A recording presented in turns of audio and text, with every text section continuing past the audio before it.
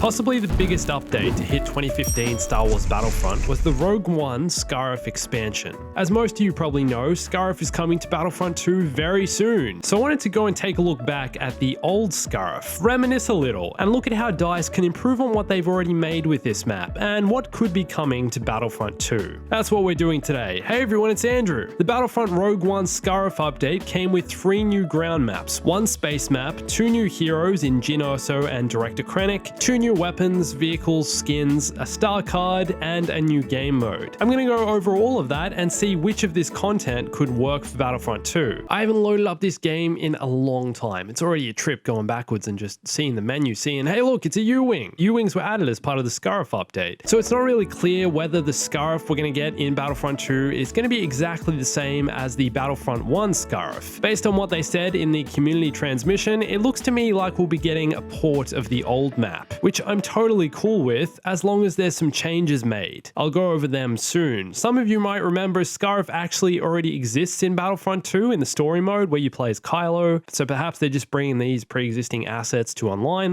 That's totally cool. Map's already in the game, may as well bring it to online. Maybe do Bespin at the same time, that Bespin space map or somewhere there. If you remember the Battlefront 1 DLCs, each of them were quite large. The updates for Battlefront 1 were much less frequent than Battlefront 2, so each update brought a substantial amount of content to the game, usually a new game mode, multiple new maps, and new heroes and weapons. The Rogue One Scarif update introduced the Infiltration game mode, which was one of those 3-stage modes, and I completely forgot about the first stage. It is stunning. This blew me away. I can't believe I forgot about this. It's so gorgeous. Flying down to Scarif in an X-Wing or U-Wing, trying to make it through the shield gate before it closes, this is exactly the battle from the movie, which is something I think Battlefront 1 really nailed across most of its modes. Walker Assault on Hoth was also stunning because it felt like the Battle of Hoth. This here feels like the film, like you're part of a desperate attempt to get to the planet's surface to snatch the Death Star plans and save the galaxy from the Empire. And look at how gorgeous it is. Just look at it. Let's all take a moment. Just look at the map. Just look.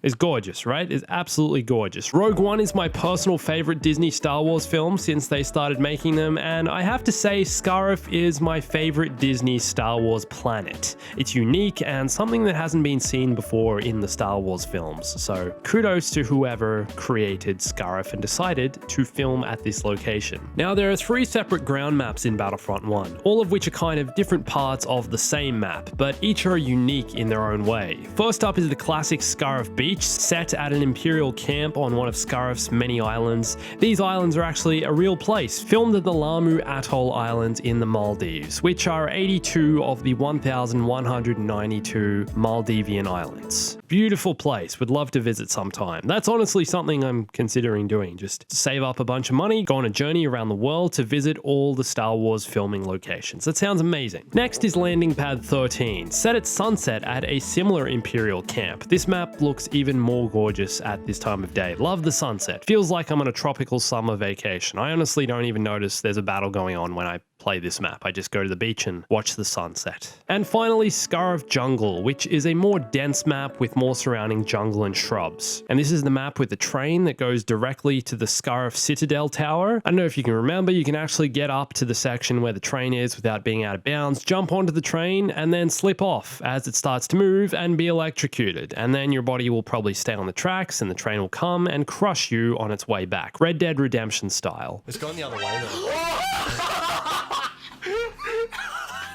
So that's Scarif, but what about the game mode Infiltration? And is it possible we'll once again be seeing this game mode in Battlefront 2? Well, based on everything DICE have said, for now, it looks like we'll just be getting the map. Probably in Supremacy, Co-op, and Instant Action to begin with, but I wouldn't be surprised if DICE included a few little surprises in the update, along with Scarif. But I don't think that'll be an entire new game mode. If anything, it'll be the Shoretrooper skin, which would be totally cool, and I'm sure these guys are exactly the same as regular stormtroopers, but they look cool, don't they? Yellow armor. Fingers crossed we get these guys, and maybe also a few new weapons, and Krennic and Jyn would be amazing new heroes for Battlefront 2, but we'll have to wait and see. We're not going to get ahead of ourselves just yet, you know? But let's take a look at the game mode Infiltration and figure out if it could work in Battlefront 2. How would it work, or just admire it for what it is in Battlefront 1. We can do that too. So the game mode Infiltration is a 3-stage game mode. The first stage, starting in space, the rebels have to escort a U-wing through the shield gate,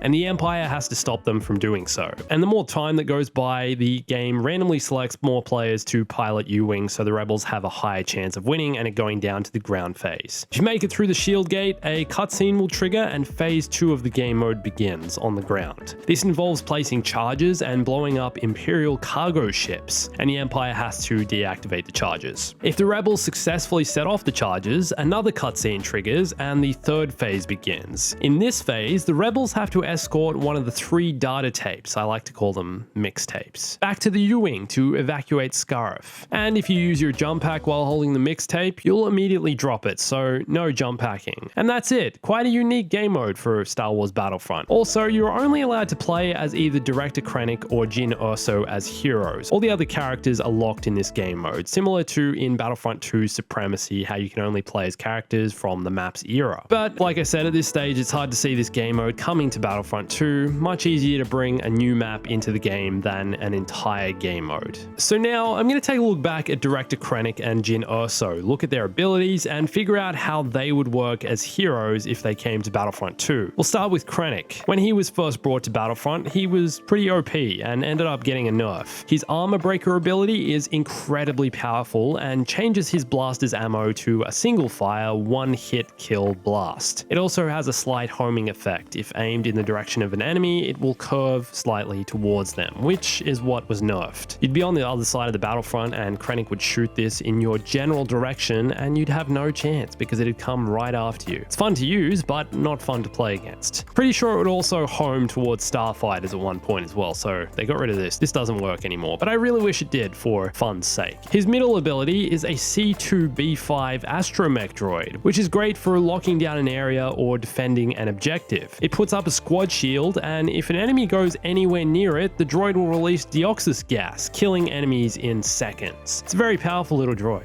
And Wrath of the Empire, which increases Krennic's and nearby allies' health and armor. Now, in addition to all of this, 2 Death Troopers can also spawn on Krennic. If you thought Krennic was OP, wait till you hear this. The Death Troopers have the DLT-19 Heavy Blaster, a Thermal Imploder, a Smart Rocket, and a Cooling Cell, which stop their blasters from overheating for a certain amount of time. Crazy powerful, that is insane. Thermal Imploder and a rocket, and an ability that stops their weapons from cooling down. I mean, they're just like crazy powerful, and they're buff too. They're very hard to kill. Okay, so now Jyn, she plays very differently to Krennic and is more of a frontline infiltration kind of character. If she were to come to Battlefront 2, I feel like she'd play similar to Han Solo based on her abilities. One of these converts her blaster pistol into an automatic rifle with a high rate of fire. This ability can remain active forever. There's no cooldown on it, and I'd always find myself switching to it pretty much immediately as it's significantly more powerful than just the pistol. I don't really know why you'd use the pistol when you can just switch to this. Jyn also has a Sonic Imploder, which is kind of like a stun grenade that also slightly reduces enemy armor and health, and also looks really cool, looks like a seismic charge when you throw it. And the Sonic Imploder also got added with this update as a star card for regular troops. And her final ability is the Truncheon Surge, which is similar to the BX Commando droid's blade attack. Jyn can strike forward and chain multiple attacks together, melee attacks. If both these heroes were to come to Battlefront 2, I feel Jyn would probably play very similar to her Battlefront 1 version, but Krennic would have to change. He'd no longer have the Death Troopers available to spawn on his location, but his astromech droid could be compared to Captain Phasma's droid that she can put down. Overall though, both characters would be very unique. And as a side note, I honestly really miss the pickups from Battlefront 1. Remember the probe droid and astromech turrets you could get for each side? Wish they had something like that in Battlefront 2. They were lots of fun to use. I just like seeing them on the battlefront. Like, I don't even care if they don't do anything. I just like putting down a droid and being like, hey droid, and he can go about his business. Now, as for weapons, if DICE are looking to build on what they recently did of releasing 4 new weapons in the game, the Scarif update would come with the A180 Blaster pistol and DT-29. These are Jyn and Krennic Krennic's weapons, and both are quite unique in Battlefront. The A180 is actually already in Battlefront 2, but only as a sniper. It's the resistance specialist default weapon. And that's what makes this blaster pistol so unique. It replaces all your star cards and can be converted into a sniper rifle, an ion cannon for attacking enemies, and an automatic blaster. Although I always found you were at a disadvantage playing with it because you had to surrender your jump pack, which was a huge part of Battlefront 1's gameplay. And each configuration wasn't powerful enough to use consistently. That's my experience. However, Krennic's DT-29 is both unique and powerful in certain situations, especially when partnered with the jump pack. This is the only weapon in Star Wars Battlefront where you need to manually reload. You fire 6 shots out of the weapon's barrel, then need to get some cover because it takes a few seconds to get ready to fire again. Which is why it works great with the jump pack. Shoot a few enemies, then jump your way out of there. This would be another unique weapon to come to Battlefront 2, likely for the officer class. They have all the pistols in the game. I'm jealous of their pistols. Now I want to draw your attention to something I stumbled across while researching for this video.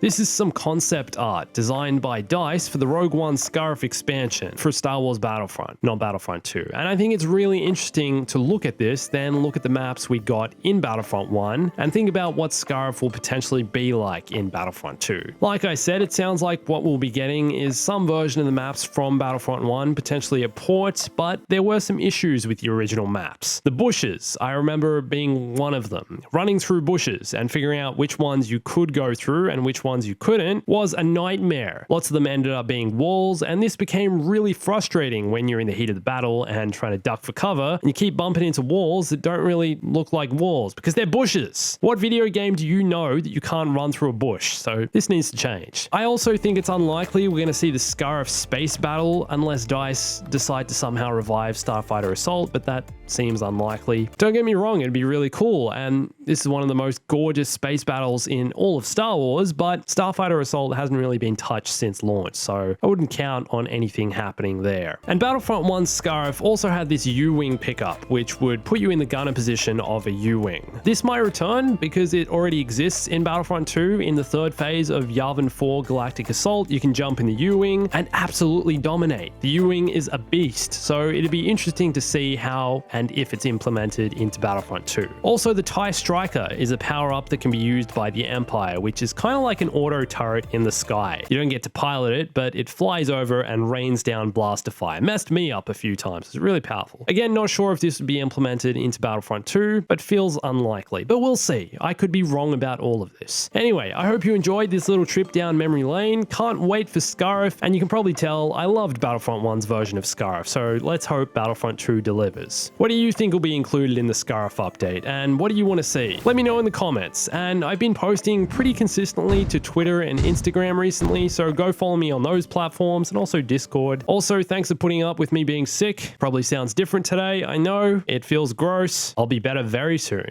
Thanks for watching this. My name's Andrew. I'll catch you soon. Stay bombastic.